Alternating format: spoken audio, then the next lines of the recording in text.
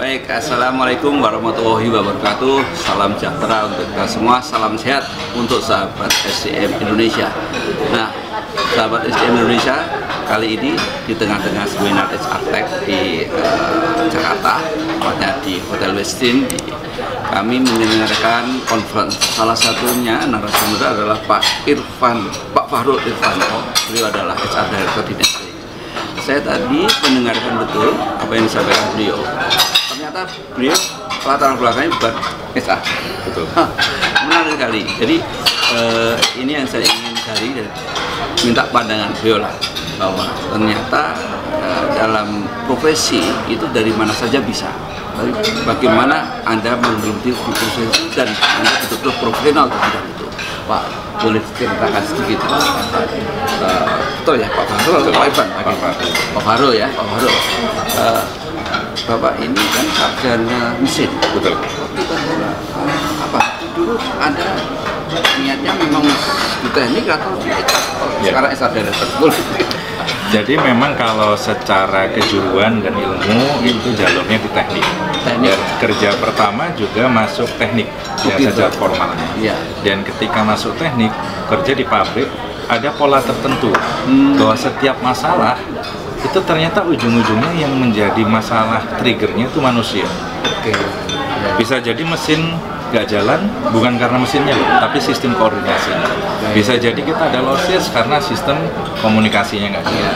Bisa jadi mungkin ada yang bermasalah karena mungkin di situ ada motivasi yang tidak tertata dengan baik, engagementnya juga tidak jalan.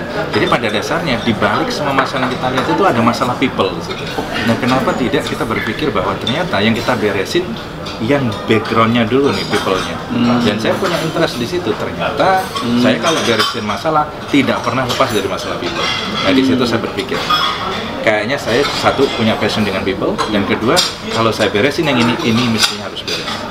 Gitu. Akhirnya saya berkata HR is actually the background of this.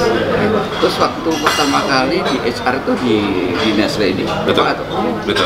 Saya waktu itu HRBP pertama kali. HRBP ya? Betul.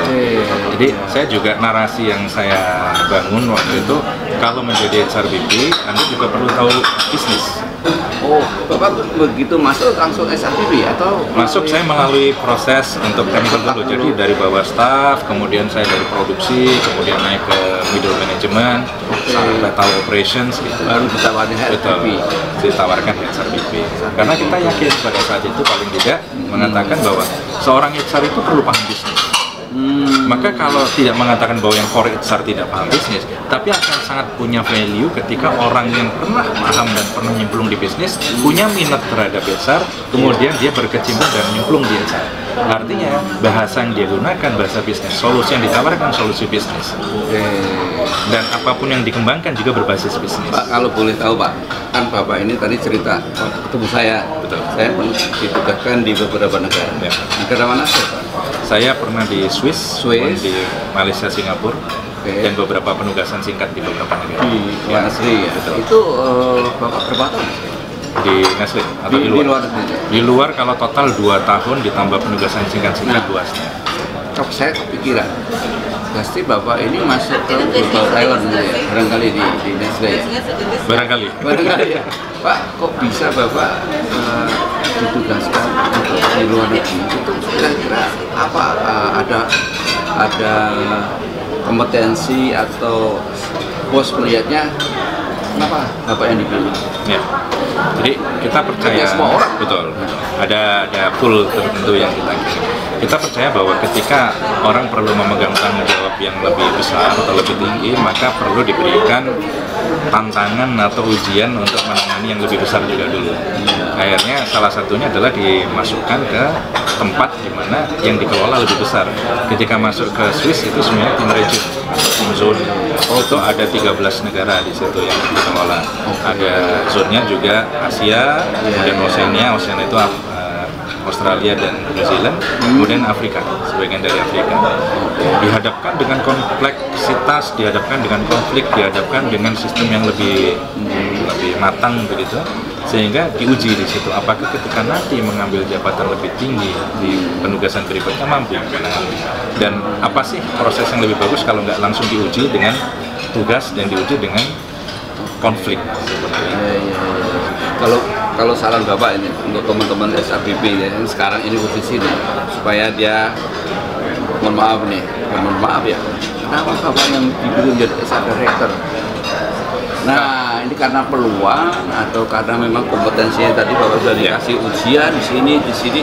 Nah, saran Bapak apa ini? Saya percaya ada 3 formula kalau ingin sukses, dan ini yang saya terapkan ketika saya berada di posisi. 1, siapapun yang tumbuh perlu punya namanya persiapan.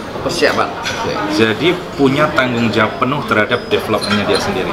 Dia perlu tahu, kalau saya mau jadi HR Director, saya pengen jadi posisi apa sih kompetensi yang dibutuhkan, apa perilaku yang dibutuhkan, kejar itu. Makanya saya tadi sempat menceritakan di kelas, saya ingin dibilang leadershipnya kurang, kalau gitu kasih saya posisi leadership, and we need to ask, kita boleh minta, kita boleh mengembangkan, kalau kesempatan di dalam nggak ada, cari di luar. Makanya ikut program-program di luar pengembangan yang akhirnya menunjukkan bahwa kompetensi saya sudah siap, I'm ready. Nah pertanyaannya, kompetensi siap, persiapan sudah matang, kesempatannya ada nggak? Nah kesempatan kan tidak selalu terbuka setiap saat, tapi akan sangat mengerikan kalau ternyata kesempatan terbuka kita nggak siap. Karena banyak orang yang mengatakan kalau, wah saya kenapa nggak dipilih, ini open karena kamu belum siap. Karena Anda perlu menyiapkan sendiri.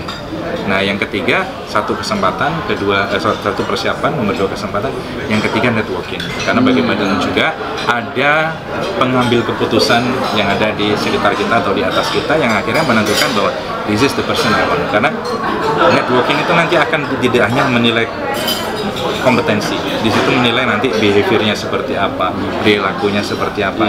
Karena lepas dari kompetensi ada tetap sisi-sisi orang ini secara human bagus nggak, secara behavior positif nggak.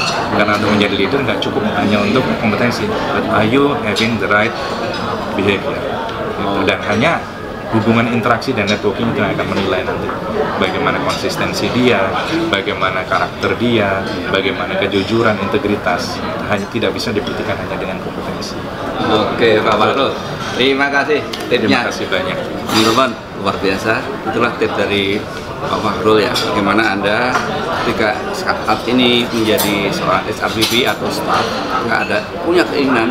Pertama, sarannya adalah persiapan. Kedua adalah peluangnya ada nggak, dan ketiga network. Nah ini penting. Jadi teman-teman ingat, yang pertama yang menarik adalah pembelajar. Saya lihat beliau adalah ingin menguasai kompetensi apa yang saya harus kuasai dan kalau menjadi SR Director. Dan tadi ternyata di organisasinya diberikan ruang untuk gembleng. Nah gemblengnya adalah dikirim ke Swiss, kemudian mendapatkan eksperimen di mana kesulitan ya tingkat internasional organisasi itu luar biasa. Jadi teman-teman terus lakukan pembelajaran Anda dan persiapkan diri Anda untuk menjadi seorang HR Director. Terima kasih. Assalamualaikum warahmatullahi wabarakatuh.